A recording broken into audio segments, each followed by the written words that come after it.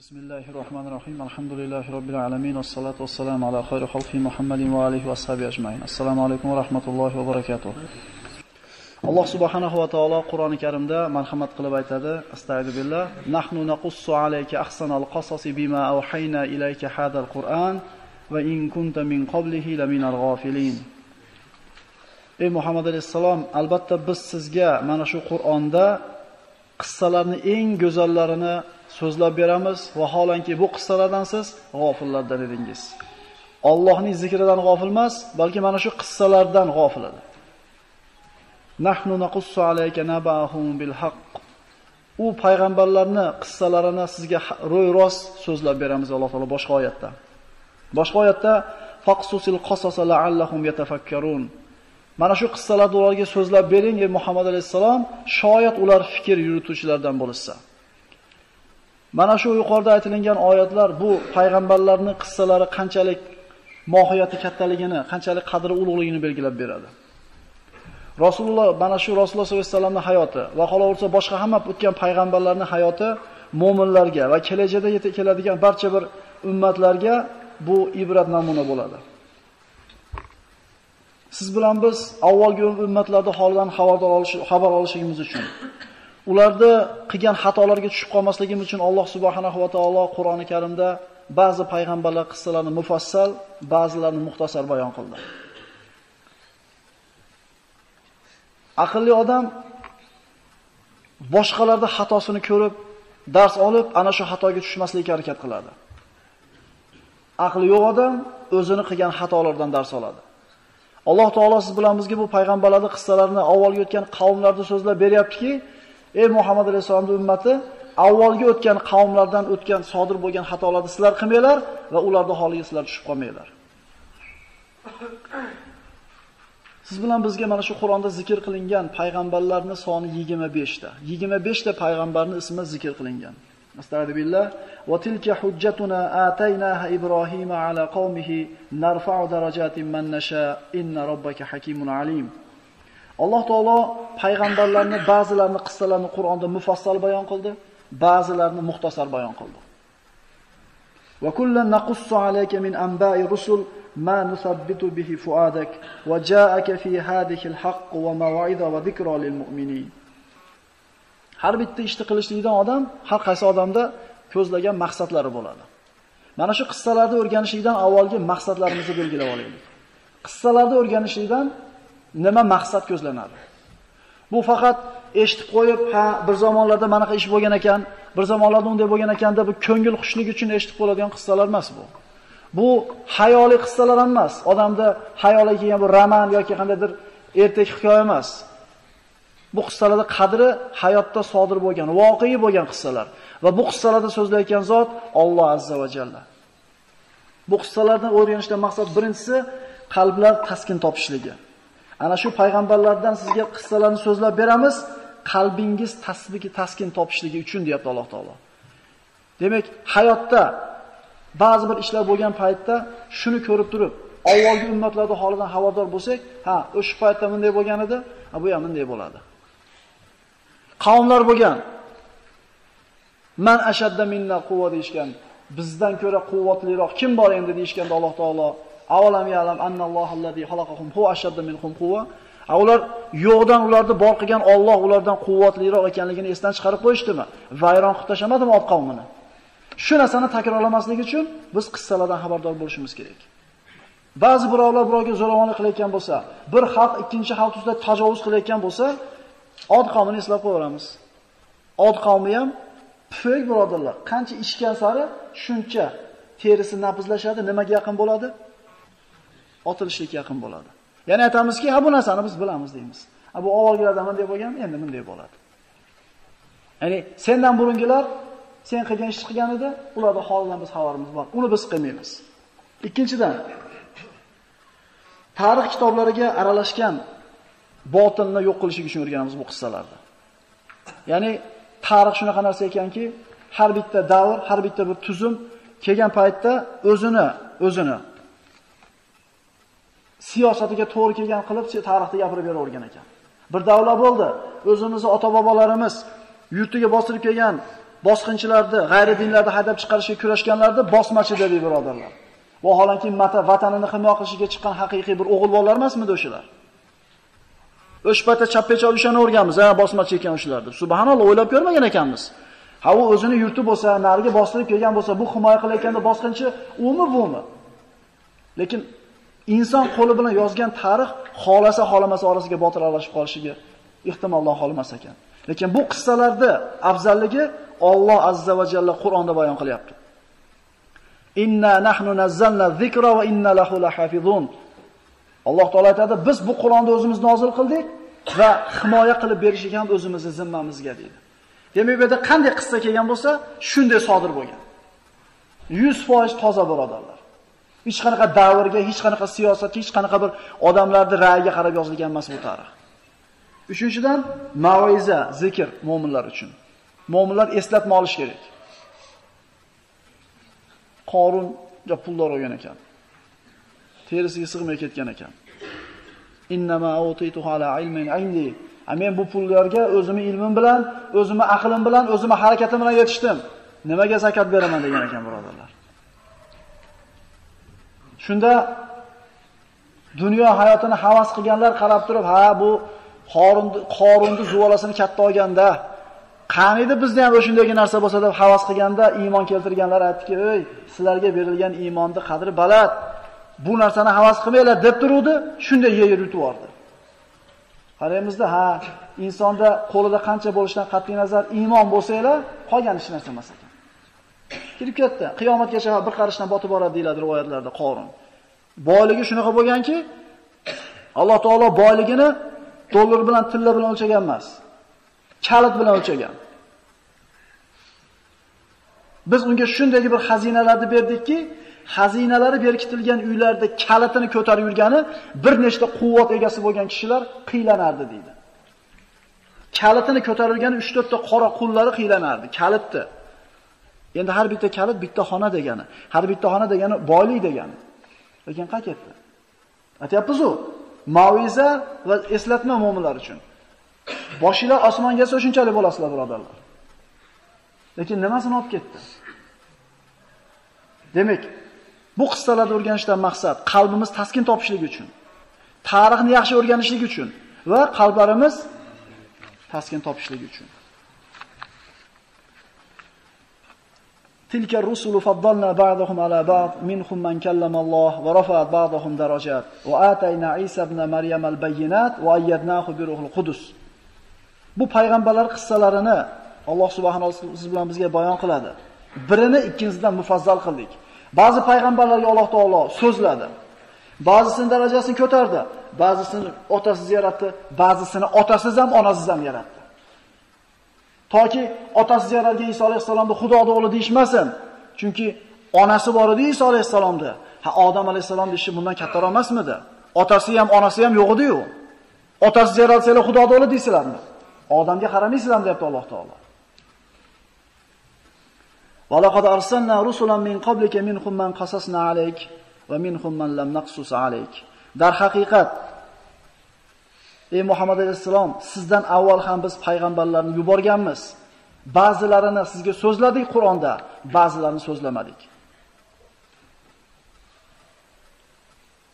Laqad kana fi qasasihim ibratun li ulil albab ma kana hadithan yuftara walakin tasdiqal ladhi bayna yadayhi va tafsila kulli shay'in va hudan va rahmatan liqaumin yu'minun. Mana shu payg'ambarlarning qissalarida deydi Alloh azza va jalla aql egalari uchun ibrat bor, namuna bor. Birodarlar, qaraylik. Bu payg'ambarlarning hayotida podsholari bor. Agar podsho bo'lsak, ibrat olaylik. Boylari bor. Ibrat olaylik. Chiroylilari bor.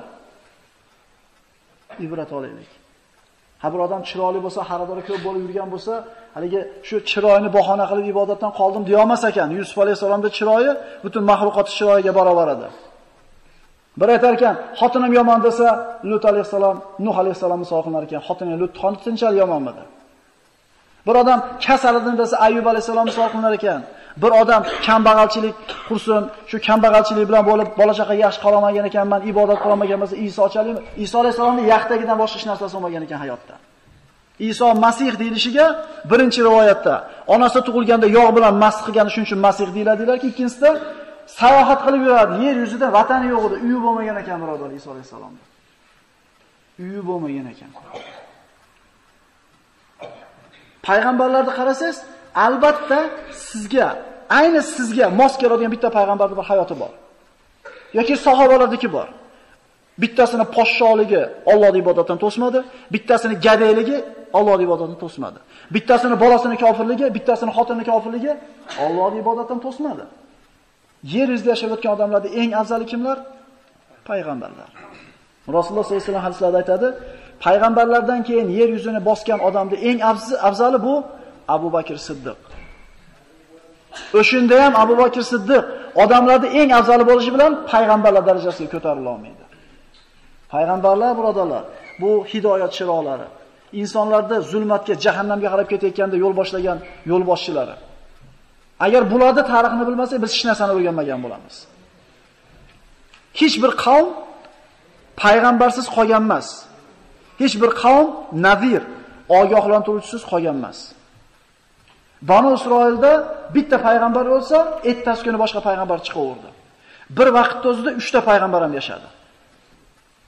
Alloh taolo bandalariga mehribon ekan, ularni adashib ketishligini xohlamas ekan, birodarlar, payg'ambarlarda bo'lishligi Allohga kerakmi, bizga kerakmi?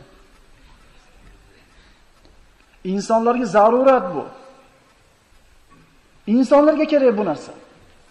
Alloh taoloning marhamati va ma arsalnaka illa rahmatan lil alamin dedi Alloh taolo Muhammad alayhisalom to'g'risida. Cho'rlar ozgina. Ey Muhammad alayhisalom, biz sizni yer yuziga insonlarga rahmat qilib yubordik deydi. Ya'ni bizning rahmimiz kelganligidan sizni yubordik. Odamlar jahannamdan o'zlarini saqlab qolsin va Alloh taoloning foydasiga hujjat qoyim bo'ldi. Inna kunna an hada g'afilin. Inna kunna an hada g'afilin. Qiyomat kuni borganda odamlar, payg'ambarlar bormidi?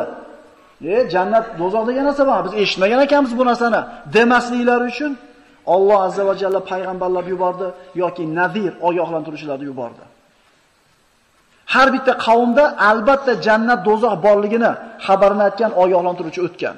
Hech kim Allohning oldiga borganda bahona yoki hujjat qila olmaydi. Va ma min ummatin illa khala fiha nazir. Har bir ummat o'tgan, magar ichida ogohlantiruvchi bo'lgan. Bu qissalarda afzalligi, birodar, qissa kirishganimiz yo'q hali. Bu taqdimoti bu. Nimani o'rganayotganimizni bilib qo'yaylik, nimani eshitayotganimizni bilib qo'yaylik. Bu xayoliy emas bu qissalar. Alloh azza va jalla yozyapti bu qissani. Alloh azza va jalla bizga bayon qilyapti. Demak, birorta oldidan ham, ortidan ham botil kelmaydi. Avvalgi ummatlarning holiga tushib qolmasligimiz uchun, ularni holidan ibrat olishimiz uchun bu suralar, bu qissalar bizga bayon qildi. Bu qissalar insoniyat tarixining umurtqasi. Hamma tarix shunga osiladi. Yer yuzida insoniyatning hayotiga qattiq ta'sir o'tkazgan qo'mondonlar, podshohlar, boyvachchalar, shunaqa insonlar o'tgan. Lekin bularda hech qaysisining ta'siri payg'ambarlarning insonlarga ko'rsatgan ta'sirchalik bo'lmaydi tarixiga. Agar biz payg'ambarlar tarixini bilmas ekanmiz, Qur'onni juda katta qismidan bexabar qolgan bo'lamiz. Deyarli 3dan biri deb qo'yavering, vallohu a'lam. Bitta Banu Isroil qissasi Qur'onda 70 o'rinda zikr qilingan. 70 ta oyatda emas. 70 o'rin. Ya'ni 4 ta oyat bitta o'rin bo'lishi mumkin. 20 ta oyat bitta o'rin. Shunaqa o'rindan 70 marta kelgan. Nimaga? Nimaga Alloh taolo Musa alayhisalom qissasini eng katta qissa qilib bayon qildi? Banu Isroilning kimligini bilib olinglar deyapti Alloh azza va jalla. Sizlarni va meni dushmanim deyapti. O'zlarini qavmidan bo'lgan, o'zini millatidan bo'lgan, yahudiy bo'lgan Musa alayhisalom Fir'avnda so'yib xor qilib turgan joyida yahudiylarda olib chiqib ketib 20 taga yaqin mo'jiza ko'rsatdi. Nima muomala qilishdi? Xorlikdan olib chiqib ketgan Musa payg'ambarga qilgan muomalasini ko'rgandan keyin, "Ey musulmonlar, ko'zinglarni ochinglar. Bu hech qachon sizlarga el bo'lmaydi bu xalq. Bular sizlarni va meni dushmanim" deyapti. 30 yil qo'shningiz bo'ladi. 100 yil qo'shningiz bo'ladi, lekin yahudiyligicha qoladi u. G'oyril mag'dubi alayhim valaddolin. Seni g'azabingga uchramagan va adashmaganlarning yo'li bo'lgan to'g'ri yo'lini bergin deyotganda, mana shu qissalardan xabardor bo'lishimiz kerak. Nimaga endi Yahudi, nimaga endi yomon ko'rishimiz kerak? Nimaga bizni dushmanimiz deyapti Alloh? Eshitaylik birodarlar.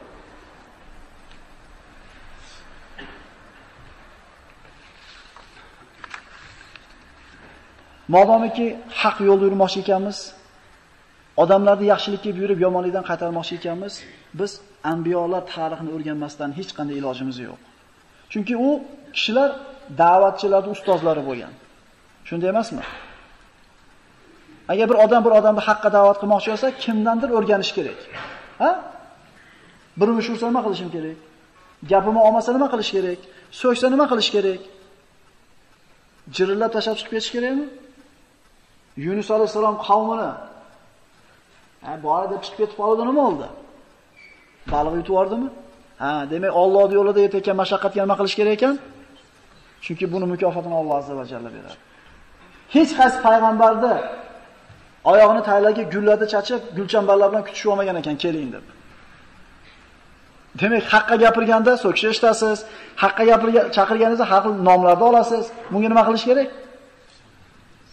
Sabr qilish kerakligini qachon o'rganamiz ekan? Payg'ambarlar tarixini o'rganganimizdan keyin. Mana bu qissalarda Isroiliyot olinmadi. Ana shu qissani yozgan tarjima kishi mana Toriq Muhammad Suvaydan aytadi, men mana shu qissalarni tayyorlashlikda Isroiliyot va zaif hadislarga e'tibor qaratmadim. Hadislarda faqat sahihlarni oldim. Hadislarda Ibn Abbosga, Ibn Kasir va Ibn Jarga tafsirlarda tayanaman. Ya'ni aytilayotgan Isroiliyot degani birodarlar, Tavrot va Injildan avvalgi payg'ambarlar haqida aytilingan ma'lumotlar olingan bo'lsa, shu Isroiliyot, Isroiliy kitoblardan olingan ma'lumot deyiladi. Isroiliyot. Rasululloh sollallohu alayhi vasallam aytgan, la tusaddiquha va la tukadzibuha. Ana shu Tavrot va Injilda payg'ambarlar haqida aytilingan ma'lumotlarda yolg'on ham demanglar, rost ham demanglar. Chunki rost bo'lgan joyi ham bor, botil aralashib ketgan joyi ham bor. Biz tasdiqlamaymiz, inkor ham qilmaymiz. Lekin bu qissalarda Isroilga keltirilgan emas. Agar keltirilgan bo'lsa aytib qo'yilgan. Ya'ni sahih ma'lumotlardan deyarli ma'lumot topolmadim, lekin Isroiliyotda mana bunday deyilgan deb qo'yiladi. Qissani boshlaymiz birodarlar. Qissani avvalidan boshlaymiz. Hali Odam alayhisalom yaralmasdan turib bo'lgan ishlar haqida gaplashamiz. Bismillahirrohmanirrohim. Allohu xoliqu kulli shay'in va huwa ala kulli shay'in vakil. Xalaqas samawati val arda va ma baynahuma fi sittati ayyam, thumma istawa ala al-arsh, ya'lamu ma yalijul fil ardi wa ma yakhruju fiha wa ma yanzilu minas samai wa ma ya'ruju fiha wa huwa ma'akum aynama kuntum wallahu bima ta'maluna basir wa huwa alladhi khalaqas samawati wal arda fi sittati ayyam wa kana 'arshuhu 'alal ma. Alloh azza va jalla har bitta narsani yaratuvchi bo'lgan zotdir va har bitta ishga Alloh vakildir. Osmonlar yerlarni 6 kunda yaratdi va Allohning arshi suvni ustida edi. Birinchi bo'lib nima yaralgan degan savolga ulamolar quyidagi tartibda javob berishadi. Imom Ahmad musnadlarda keltirilgan sahobalardan Ibn Amr Uqayli so'raydi: "Ya Rasululloh, Alloh taolo hali osmon, yerni yaratmay turib o'zi qayerda edi?" Joy masalasi bilan, makon masalasi birodarlar. Qayerda edi? Rasululloh sollallohu alayhi vasallam kana fi ama, bo'shliqda edi. So'ngra arshini suvni ustiga yaratdi. Demak, birinchi yaralgan narsa Alloh taoloning arshi suvni ustida yaraldi. Hali yer yo'q, hali osmon yo'q, hali hech narsa yo'q. Allohdan boshqa hech narsa yo'q.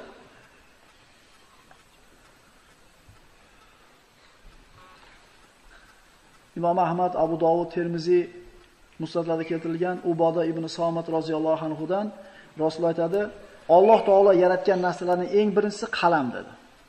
Ya'ni yuqoridagi hadisda birinchi arsh deyildi. Bu hadisda qalam deyilyapti. Alloh azza va jalla qalamni yaratdi va unga yoz dedi. Qalam nimani yozaman dedi. Mana shu koinotda sodir bo'ladigan har bitta narsani yoz dedi. Vajaral qalamu fi tilka sa'a. Ana shu lahzada boshlab koinotda sodir bo'ladigan har bitta katta ishni, kichik ishni qalam nima qildi? Rizqinglarni ham yozib qo'ydi shu yerda. Hali osmon yo'q, hali yer yo'q, inson yo'q, jin yo'q, hech narsa yo'q. Alloh taolo yozib qo'ydi hamma yo'q. Imom Muslimda keltirilgan qaysi bir narsa eng birinchi bo'lib yaraldi degan savolga jumhur ulamolarning fikriga ko'ra Abdulloh ibn Abbosni va Abdulloh ibn Amr ibn Osni quyidagi hadisi hujjat bo'ladi deydi. Alloh taolo mahluqotlarning taqdirini osmon yerni yaratishdan 50 ming yil avval yozib qo'ydi va uning arshi suv ustida edi degan hadisni hujjat qilishadi. Demak, arsh bo'lgan suv ustida, keyin qalam yaratilgan, qalam yozgandan 50 ming yildan keyin boshqa mahluqotlar nima qildi? Yaratildi. Demak, arsh, qalam va hayvonlar, mahluqotlar. Eng birinchi narsa qalam yaratildi deganda bu bizning dunyoyimizga taalluqli narsalardan qalam yaratildi. Chunki qalamni biz tasavvur qila olmaymiz qalamni, birodarlar. Lekin uning kayfiyati qanaqa bo'lishini Alloh azza va jalla o'zi biladi. Imom Buxoriyda keltirilgan Imron ibn Husayndan Yamandan bir to'p odamlar kelib Rasulullohdan: "Ey Rasululloh, sizni oldingizga dinni yaxshiroq o'rgangani keldik. Yaralishning avvalida nima bo'lgan edi? Mana shu narsa haqida so'ragani keldik" dedi. Rasululloh sollallohu alayhi vasallam aytdi: "Eng avval Alloh bor edi. Undan avval hech kim bo'lgan emas. Uning arshi suv ustida edi va barcha narsani zikrda, ya'ni Lavhul Mahfuzda yozdi va osmonni yerni yaratdi" deb bergan javobi bizga hujjat bo'ladi. Demak, arsh, qalam, Lavhul Mahfuz va osmon yer undan keyingi mahluqotlar. Bidoyatul xalq, mahluqotlarning yaralishi haqidagi ulamolar aytgan so'zi mana shunga asoslanadi. Mana osmoni, yer va boshqa mahluqotlar yaralishi. Imom Ahmad, Imom Muslim da rivoyat qilingan hadis Abu Hurayra roziyallohu anhu aytadi, Rasululloh sollallohu alayhi vasallam deydi, meni qo'limni ushlab turib dedi: Alloh tuproqni shanba kuni yaratdi. Tog'larni bozor kuni yaratdi. Daraxtlarni dushanba kuni yaratdi. Kasallik va insonga yoqmaydigan narsalarni seshanba kuni yaratdi. Nurni chorshanba kuni, hayvonlarni payshanba kuni va odamni juma kunini asrdan keyingi vaqtida yaratdi. Shuning uchun juma kuni birodarlar muborak kun. Mana shu bizning dunyoyimizda yaralgan mahluqotlarning eng oxirgisi Odam alayhissalom bo'ldi. Odam alayhissalom asr bilan ana shu shom yoki asr bilan tund orasidagi vaqtda yaratildi. Takadu as-samawati yatafattarna min fawqihinna wal malaikatu yusabbihuna bihamdi rabbihim va yastaghfiruna liman fil ard ala inna Alloha huval g'afurur rahim. Odam alayhissalom yaralishidan burun farishtalar bo'lgan, jinlar bo'lgan. Mana farishtalarda Alloh taolo juda ko'p oyatlarda nurdan yaratganligini bizga bayon qiladi. Va xalaqal janna min marjin min nar. Jinlarni esa o'tdan yaratganligini bayon qiladi. Demak, rivoyatlarda keladi, mana hadislarda jinlar Odam alayhissalomdan 2000 yil, yaralishidan 2000 yil avval yer yuzida mavjud bo'lgan. Va xalaqtani min nar degan iblis. Ey iblis, nimaga odamga sajda qilishlikdan bosh torting deganda, uni turpoqdan yaratding, meni o'tdan yaratding dedi. Ana shu bir eslik so'ragan ekan bir olimdan. Jahannamda o't bilan azoblar ekan Alloh, shundaymi? Ha, shunday. Ha, jin o'tdan yaralgan bo'lsa, qana qilib uni o'tga solib, o'tni o't bilan azoblaydi deganda, hali olim juda chiroyli javob berayotgan ekanki, insonni nimadan yaratgan? Turpoqdan. Sen nimadan yaralgansan? Turpoqdan. Yerdan guvarayda olgan ekan. Mana nimadan yaralgan? Turpoqdan. Boshiga burib qonini chiqarib qo'yib turib, mana qilib azoblaydi degan ekan. Ya'ni jinni qana qilib azoblashligi sizni tashvishingiz bo'lmay qo'yaversin. Parvardigor o'zi biladi qana qilib azoblashligini. Yana bitta so'ragan ekan. Ha, aroq nima uchun harom? Axir uzumdan, boshqa narsadan, tabiiy halol narsalardan olingan bo'lsa, nimasi harom deganda aytgan ekanki, olim bir siqim turpoqni olib turib betingizga chassam, ozor chekasizmi? Ha, yo'q. Ha, bir siqim suvni olib turib betingizga chassam, ozor chekasizmi? Yo'q. Ha, endi o'sha turpoqni suvga aralashtirib, yaxshilab pishirib, quritib turib basharangizga ursam nima bo'lasiz deganda qonaydi degan ekan. Uzum, olma harom emas, ana shu proses akalar. O'sha jarayon harom qilib qo'yapti u narsani. Demak, birodarlar, nimaga harom deb o'zi asli musulmon so'ramaydi, biz aqidamizga to'g'ri kelmaydi. Alloh harom dedimi? Gap tamom. Lekin bunaqa aqllilar chiqib qoladigan bo'lsa, islomda hamma yo'qqa javob bor. Faqat biz bilmaganligimiz uchun so'rayapmiz bu narsalarni. Boshimizga go'la yeb qolishdan burun tavba qilaylik. Alloh taolo mana iblisni jinlardan ekanligini aytadi. Hasan Basriy aytadi, iblis hech qachon farishta bo'lgan emas. Jannatda qanday bo'lib qolgan? Qanday qilib jannatga kirib qolgan edi hali? Mana Ibn Umar va Ibn Abboslardan keltirilgan hadisda aytiladi, jinlar odamdan 2000 avval yer yuzida yashaganlar. Mana shu yerda jinlar yashagan birodarlar. Bu sahih hadisda keltirilgan. Yer yuzida buzg'unchilikni haddidan oshirishgan. Nohaq qonlar to'kkan, gunohni ko'p qilganlarida Alloh azza va jalla farishtalardan iborat qo'shinni tushirdi. Jinlar va farishtalar o'rtasida jang bo'ldi. Farishtalar jinlarni yakson qilib, dengizlarga, okeanlarga, orollarga surib tashladi. Jinlarda yashaydigan joylari ham ana shu dengiz va okeandagi orollar birodarlar. Sahih hadislarda keladi, iblisni suvni ustida arshi bor dedi Rasululloh. Ana shu suvdan turib, okeandan, dengizdan turib qo'shinini yer yuziga jo'natib turadi deyiladi. Iblis ana shu jinlarning yer yuzidagi podshohi, uni taxti suvni ustida, ashaddan odamlar ustiga yuborishligini qo'shin yuborishi haqidagi ma'lumotlar bor. Yuqorida aytilgan ma'lumotlar Odam alayhisalom yaralgunga qadar bo'lgan ishlar. Inshaalloh keyingi suhbatimizda Odam alayhisalom yaralishi haqida so'z yuritamiz, inshaalloh. Assalomu alaykum va rahmatullohi va barakatuh.